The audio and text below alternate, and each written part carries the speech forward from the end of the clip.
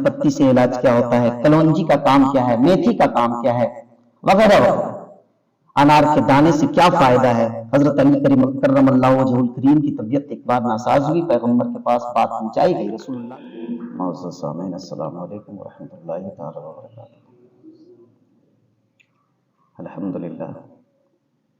الحمدللہ رب العالمین والعاقبۃ للمتقین والصلاۃ والسلام علی سید المرسلین، اما بعد فاعوذ باللہ من الشیطان الرجیم، بسم اللہ الرحمن الرحیم۔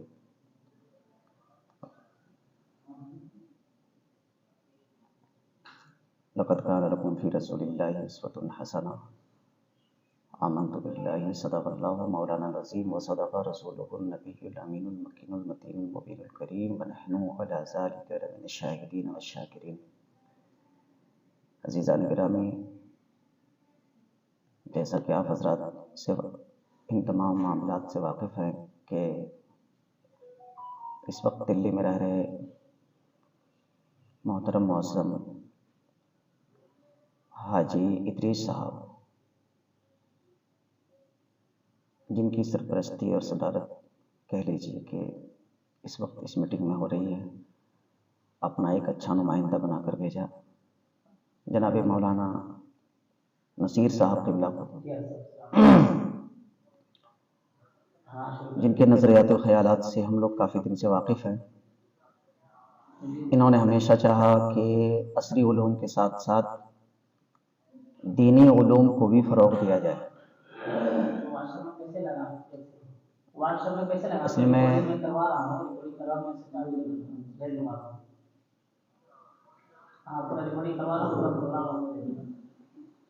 اس وقت امت کی ایک بات عام غلط فہمی ہے کہ موجودہ امت یہ سمجھ رہی ہے کہ علوم دینی الگ ہے اور عصری علوم الگ ہے،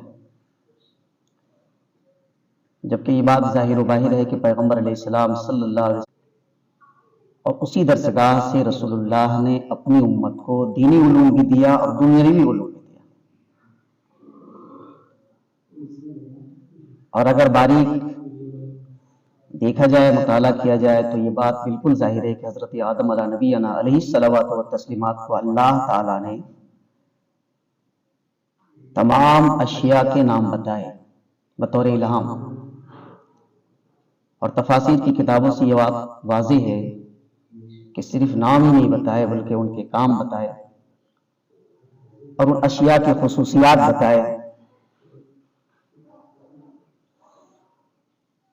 اور ان کی تحقیقات کے حوالے سے جتنی باتیں تھی حضرت آدم علیہ نبینا علیہ الصلوۃ والتسلیمات کو اللہ نے بطور الہام بتا دیا، اور 7 لاکھ زبانوں کا علم دیا۔ تمام اشیاء کتابوں سے یہ ملتا ہے کہ حتیٰ کہ فی زماننا ڈبلی، کلچھول، ہڑیا، برتن، پلیٹ، سلیٹ، سب کا علم اللہ تبارک و تعالیٰ نے حضرت آدم علیہ السلام کو دیا۔ اور جتنی چیزیں ہیں کھانے پینے کے تعلق سے لے کر چاند و سورج، چاند کی روشنی، سورج کی روشنی، سورج کی روشنی سے انسان کے باڈی کے اوپر پڑنے والے افیکٹ، انسان کے جسم کو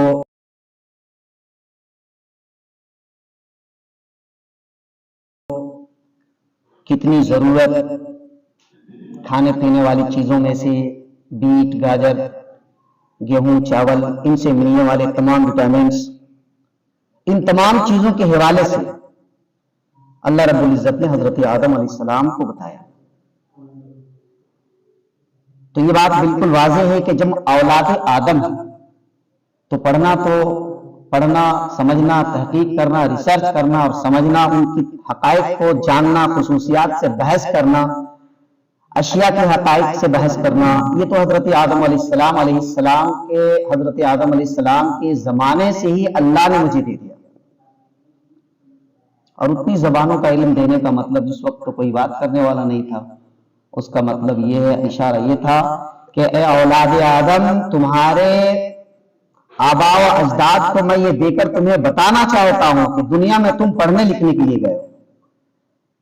اور عصری علوم، دینی علوم، سب کا ایک راستہ تھا جو بعد میں دنیا والوں نے بانٹ کر عصری علوم کو الگ کر دیا، دینی علوم کو الگ کر دیا۔ حضور علیہ السلام صلی اللہ علیہ وسلم کے زمانے میں بھی ایک سے ایک طبیب تھے،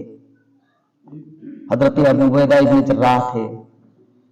جو سرجن جن کا معنی ابھی کیا جاتا ہے۔ بہترین پیغمبر علیہ السلام کے زمانے میں پیغمبر علیہ السلام صلی اللہ علیہ وسلم کے چہرے اقدس پہ جب لوہے کی کڑی گھسی تو اس صحابہ کو بلایا گیا جو سرجن تھے، کسی اور صحابہ کو نہیں بلایا گیا، بلایا گیا کہ آپ آئیں اور پیغمبر کے چہرے اقدس میں جو لوہے کی کڑی گئی ہے اسے آپ باہر کریں۔ عزیزان گرامی، عرض میرا یہ ہے کہ یہ عام غلط فہمی ہے کہ دینی علوم کو الگ پلیٹ فارم بنایا گیا اور عصری علوم کے لیے الگ بنایا گیا۔ میرے نبی علیہ السلام صلی اللہ علیہ وسلم کی روایات اور ان کے فرمودہ سے آج بھی پتہ چلتا ہے کہ پیغمبر نے بہت ساری بیماریوں کا علاج سرعی طور پر اپنی امت کو بتایا۔ مثلا سنا کی پتی سے علاج کیا ہوتا ہے، کلونجی کا کام کیا ہے، میتھی کا کام کیا ہے، وغیرہ وغیرہ۔ انار کے دانے سے کیا فائدہ ہے۔ حضرت علی کرم اللہ وجہہ الکریم کی طبیعت ایک بار ناساز ہوئی، پیغمبر کے پاس بات پہنچائی گئی، رسول اللہ نے فرمایا علی تم انار کھاؤ، اس کے چھلکے کے ساتھ کھاؤ۔ اب آج کے طبیبوں نے سرچ کیا کہ انار کے دانے سے فائدہ کیا ہے، انار کے جوس سے فائدہ کیا ہے، اس کے چھلکے سے فائدہ کیا ہے۔ انار کا دانہ قبض کشا ہے، قبض کو ہٹاتا ہے، چھلکا کیٹناشک ہے، کیڑوں کو مارتا ہے، اور اس کا جوس یہ ہیموگلوبن پتلا خون پیدا کرتا ہے۔ پتا چلا کہ شاید میرے حضرت علی کرم اللہ وجہہ الکریم کو اس وقت بلڈ کی ضرورت ہوگی، کیٹناشک دوا کی ضرورت ہوگی، بلڈ صاف کرنے کی ضرورت ہوگی، قبض کشا دوا کی ضرورت ہوگی۔ میرے مصطفیٰ نے سیدھا فرمایا علی تم انار کھاؤ اس کے چھلکے کے ساتھ۔ عزیزان گرامی، عرض میں یہ کرنا چاہتا ہوں کہ ہمیں پڑھنا ضروری ہے۔ آج مولانا نصیر صاحب تشریف لائے ہیں، یہ ان کی مہربانی ہے۔ حاجی صاحب، حاجی ادریس صاحب دہلی رہ کر آج ہماری نمائندگی کر رہے ہیں، ان کی مہربانی ہے۔ اور پوری امت کو اس بات کی ضرورت ہے کہ جہاں وہ اپنے بیٹے کو حافظ قرآن بنائے، جہاں وہ اپنے بیٹے کو قاری قرآن بنائے، ٹھیک اسی جگہ پر اپنے بیٹے کو ایک ڈاکٹر اور انجینئر بھی بنائے۔ اس لیے کہ فن ریاضی اور اقتصادی فن ریاضی، فن علم سیاست، علم تجارت، یہ تمام کا ذکر کہیں صراحتاً کہیں ضمناً قرآن میں اللہ رب العزت نے فرمایا ہے، کہیں صراحتاً کہیں ضمناً، کہیں ہمیں اشارہ فرمایا اور کہیں ہمیں صریحی طور پر قرآن نے کہا۔ یہ تمام چیزوں کے علوم کے حوالے سے، لہٰذا ہمیں قرآن پڑھ کر قرآن کی باریکیوں کو سمجھ کر جہاں ہمیں علم دین سے وابستہ ہونا چاہیے، اسی جگہ پر ہمیں یہ دنیاوی علوم جسے لوگوں نے نام دیا ہے اس سے بھی وابستہ ہونا چاہیے۔ اللہ رب العزت نے ایک خلیفہ بنایا حضرت آدم نبینا علیہ السلام کی شکل میں، تو خلیفہ کی ذمہ داری ہے کہ دنیا میں جتنے علوم ہیں تمام علوم پر وہ کمانڈ رکھے، اس پر وہ قابض ہو، اس پر اسے مہارت حاصل ہو، جب ہی وہ خلافت کا صحیح حق ادا کر سکتا ہے۔ اور اللہ رب العزت نے حضرت آدم علیہ السلام کو بنایا، لہٰذا ہمیں ضرورت ہے کہ ہم دونوں علوم کو ساتھ لے کر چلیں، جس سے جب ہمیں دنیا کی ضرورت پڑے تو دنیاوی علوم سے فائدہ حاصل کریں، جب اصول شریعہ ہمیں جاننے کی ضرورت پڑے تو قرآن و حدیث اور بزرگان دین کے اقوال جو ہمارے بیچ میں ہیں ہم ان سے فائدہ حاصل کریں۔ اور ضرورت ہے اس وقت کہ ہماری قوم کو دینی اور دنیاوی دونوں علوم کو ساتھ لے کر چلنے کا۔ آج اگر دنیا ہمیں حقارت کی نظر سے دیکھ رہی ہے، آج اگر دنیا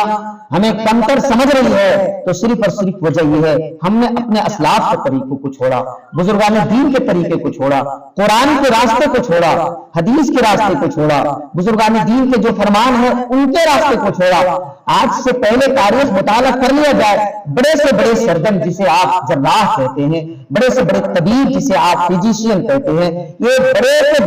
بڑے سب کے وجود اللہ تعالیٰ نے دیا تھا تو وہ مسلمان قوم کے نوکے قدم سے دیا تھا۔ اللہ تعالیٰ نے مسلمان کے گھر میں پیدا فرمایا تھا۔ آج ہم اس سے دور ہو گئے اور نتیجہ یہ ہوا کہ ہم دینی علوم میں سمیٹ کر رہ گئے۔ دنیا والے یہ سمجھتے ہیں کہ دنیاوی علوم ان کے پاس نہیں، بلکہ آپ کو خود مطالعہ کرنا چاہیے، ہمیں کرنا چاہیے اور اس بات کو معلوم کر لینا چاہیے بڑے سے بڑے بزرگان دین جنہوں نے فن طب کو جنم دیا ہے، سب سے پہلے اگر فن طب پر، میڈیکل سائنس پر، میڈیکل پر کوئی کتاب لکھی تو وہ ابو علی سینا تھے، جن کی ایک کتاب آئی تھی۔ اور جب پہلی یونیورسٹی بنائی گئی کہ طب پڑھایا جائے، میڈیکل پڑھایا جائے، انسان کے باڈی کے بارے میں جانکاری دی جائے، کتنی ہڈیاں ہیں، کتنے جوڑ ہیں، کتنے مسلس ہیں، کتنی نسیں ہیں، ہارٹ کا کام کیا ہے، گردے کا کام کیا ہے، دن بھر میں کتنے بار گردہ ڈائلسس کرتا ہے، ہارٹ کتنا فلٹر، ہارٹ کتنا خون کو پھر باہر بھیجتا ہے، کتنا ٹریول کرتا ہے باڈی کے اندر خون، کتنے ہزار میٹر کو، نسیں کتنی لمبی ہیں، ان تمام جوڑ کے بارے میں، ہڈیوں کے بارے میں بتایا جائے تو پہلی کتاب جو آئی تھی نگاہوں کے سامنے، دنیا والوں کے سامنے، وہ ابو علی سینا کی کتاب تھی۔ ارسطو تالیس ہوں یا ابو علی سینا ہوں یا اور دیگر علماء ہوں، یہ سب کے سب اللہ رب العزت نے مسلمان پیدا فرمایا اور انہوں نے قوم کو بڑی بڑی امانتیں دی ہیں۔ عزیزان گرامی، لہٰذا ہمیں چاہیے کہ اپنے اسلاف کے طریقے پہ چلے، جنہوں نے فن طب کو، میڈیکل کو پہلی کتاب دیا اور موجود فن طب جنہیں کہا جاتا ہے وہ بزرگان دین آپ کے پاس ہیں، ان کے دامن سے ہم وابستہ ہیں اور آج ہم خود فراموش کر بیٹھے ہیں۔ اللہ رب العزت سے دعا ہے کہ مولا تعالیٰ ہمیں ان تمام راستوں پہ چل کر، اپنے بزرگوں کے پیچھے چل کر، ہمیں ان کے نقش قدم پہ چل کے دینی دنیاوی علوم کا شاہ سوار بننا چاہیے۔ آج ہم شکر گزار ہیں جناب مولانا نصیر الدین صاحب قبلہ کا، اور شکر گزار ہے حاجی ادریس صاحب کا، جنہوں نے بڑی کوششوں سے اس میٹنگ کو کروانے کے لیے کوششیں کی اور ان کو ہمارے بیچ بھیجا۔